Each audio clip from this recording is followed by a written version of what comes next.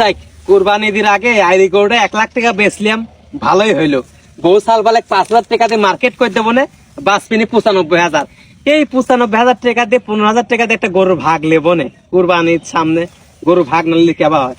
আর বাঁচপিনি 80,000, এই 80,000 দিয়ে ঘাসের ভুইটুই লেওয়া যাবে নি, গরু বাছুর পালা লাগে। সংসারটা আমার ভালোই তাহলে সচ্ছল হবে নি, বউ সাল পারলে ভালো করে চলবে পারবো না। বউক তো কয়া এলাম টেকা 1 লাখ ভালো করে থুই দে, আমি কেবা করে থুইছে আমার সাওয়াল যে জাইরের ব্রিটিশ, এই টেকার একটা অকাম করেই ফেলাবেনি। এখন তুই বাইর যাবো নাকি না, আর আছে অল্প একটু ভুই কাজ কাম সারি তুই যাই। একটা খুশির খবর নিলাম, শালার পরে শালা আব্বা কোনে গেল রে? ও আব্বা আব্বা! বাপ রে! এই সেরা এই যে হেনে হেনে আয়।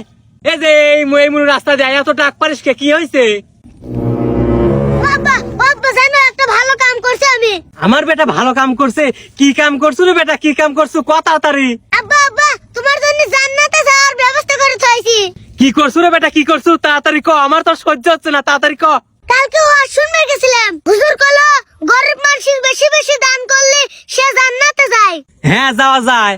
তোমার তো পাপের অভাব নাই আব্বা, গরু বেচার 1 লাখ টাকা ছুঁয়েছিল না, সেই টাকা আমি গরিব মানুষকে বিলে দিছি।